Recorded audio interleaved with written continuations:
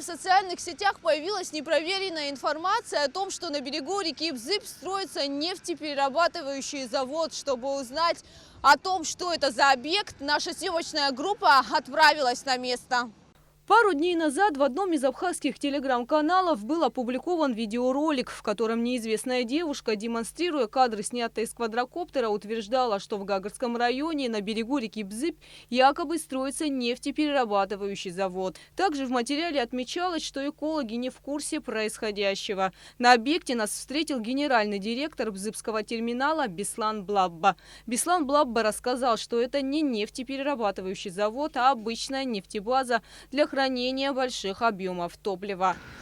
Для людей простых элементарно можно, как называется, забить. Сегодня у нас есть интернет и все остальное, что такое нефтеперерабатывающий завод и что такое нефтебаза для хранилища продуктов бензина и солярки.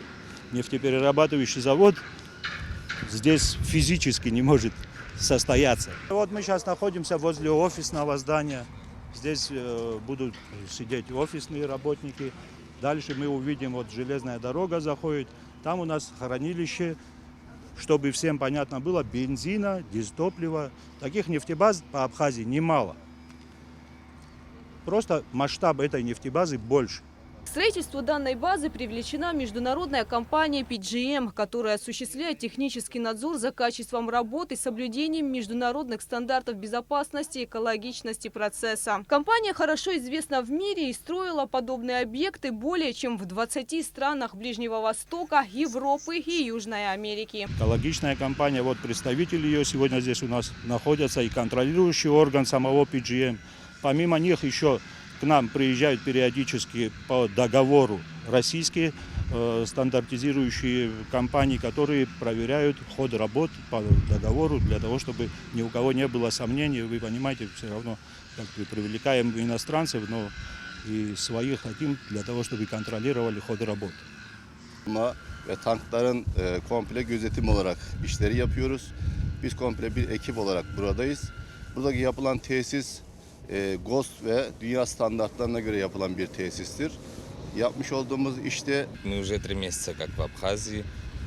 Мы как турецкая фирма PGM, международная фирма, по международным стандартам все работы ведем. И по приезду мы отвечаем за все сварочные работы резервуаров и всех прилегающих труб. И помимо этого мы сотрудничаем с российской фирмой, которая периодически приезжает и ведет проверки. Никаких нарушений в объекте на данный момент нет. За моей спиной строятся резервуары для хранения топлива. Всего их предполагается построить 16 баков. Наглядно видно, что это резервуары под топливо. И специалисты, и не специалисты могут видеть такие резервуары по Абхазии во многих городах, и в Гудауте, и в Очимчире, и в Сухуби, и, как бы, где у нас были раньше нефтебазы. Это обычное хранилище топлива. Для простых людей это бензин, солярка, чистое топливо. Сюда вот будут заходить вагоны, и по трубам будет закачиваться топливо в эти резервуары. База строится объемом на 20 тысяч кубических метров для того, чтобы запас топлива в Абхазии был. Резервуары, строящиеся по новейшим технологиям, и специалисты, допущенные к проведению работ, имеют международные сертификаты, позволяющие допуск такого вида работам. Проверка контроля качества производится с помощью компьютерного сканирования на специальном оборудовании. Эти резервуары это не просто листы железа сваренные, да? Это специально на специальном производстве заказанные компоненты, которые свариваются специалистами, которые имеют международную сертификацию.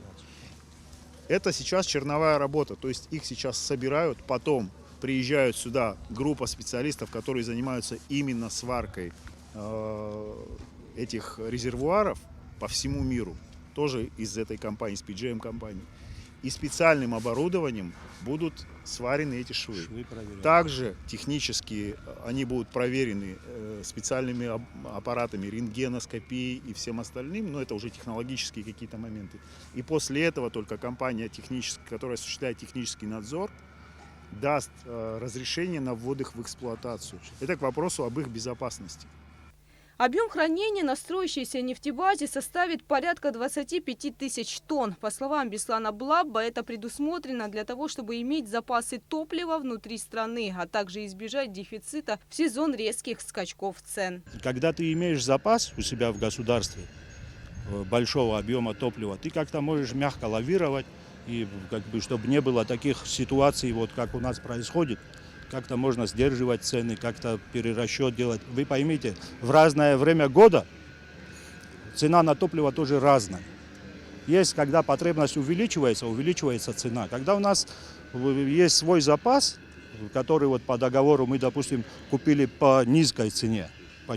Цена поднялась, мы свои старые запасы на своем рынке держим. Наше внимание привлекла установка, очень похожая на буровую вышку. Как выяснилось, и она к добыче нефти не имеет никакого отношения. Вот перед вами стоят две установки. Вот первая, вот дальше вторая установка. Это установки для инъекции грунта. Это, то есть они вот забуриваются и потом жидкий раствор закачивают в землю для сейсмоустойчивости и укрепления грунта.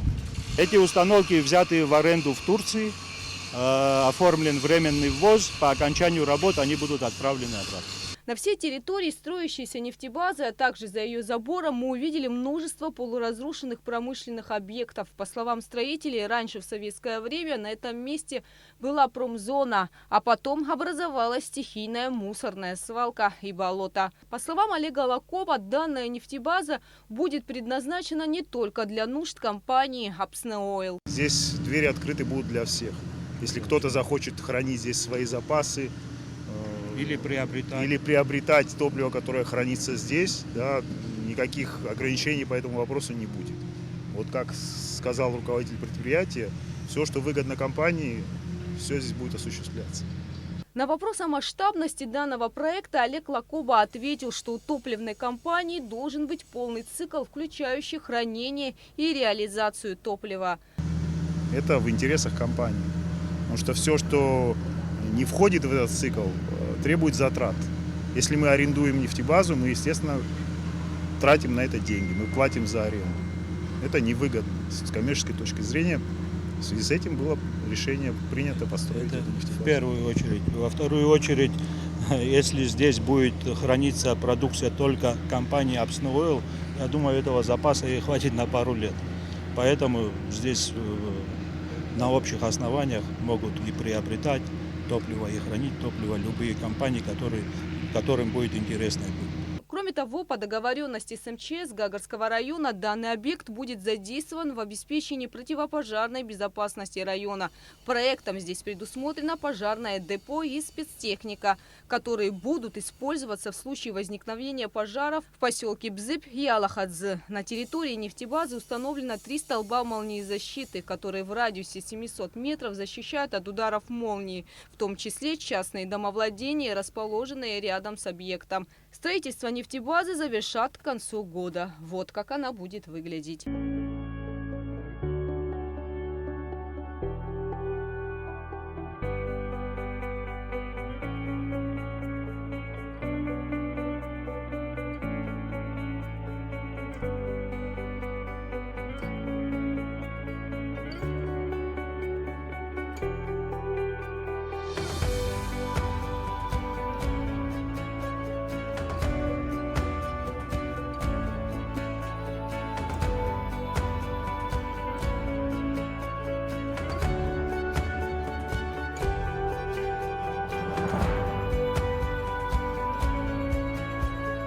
В процессе общения с руководством Бзыпского терминала мы выяснили, что строительство данного объекта ведется с соблюдением всех необходимых норм законодательства Республики Абхазия. В ноябре 2020 года администрации Гагарского района дано разрешение на реализацию проекта. Нашу съемочную группу ознакомили со всей разрешительной документацией, в том числе экологической. Согласно представленным документам, обществу с ограниченной ответственностью Бзыпский терминал в аренду сроком на 20 лет представлен земельный участок площадью площадью 4,5 гектаров для строительства нефтебазы. При выделении участка пройдены все соответствующие инстанции.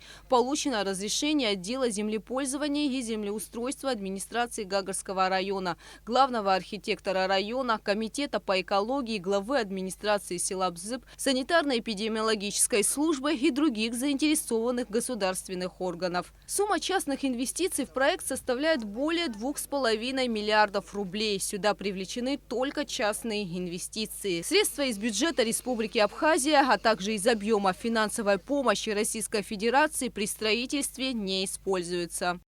Хотелось бы пригласить людей, девушку, которая вот снимала, сюда прямо на объект. Не надо привлекать какие-то средства, летающие аппараты или летательные аппараты. Может прямо зайти, так же, как и вы сегодня, может посмотреть наглядно. Здесь секретов никаких нету.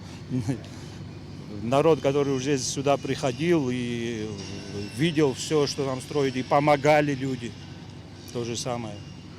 Они все возмущены такими. Никто не препятствует действиями. распространению Никто здесь не информации. препятствует. Жители не против. А? Жители. Так, нет, жители не против. Они здесь, некоторые ребята здесь у нас работают. И как бы здесь, вы поймите, с появлением такого предприятия, здесь инфраструктура тоже будет как-то налаживаться. Там дороги, там то же самое пожарное. Электроснабжение, пожарная и все безопасность. остальное. Как выяснилось, информация, опубликованная телеграм-каналом «Республика», не соответствует действительности. Остался без ответа только один вопрос. Кому и для чего понадобилось будоражить общество фейковыми новостями? Гугут Савардания, Алексей Баструков, Абхазское телевидение.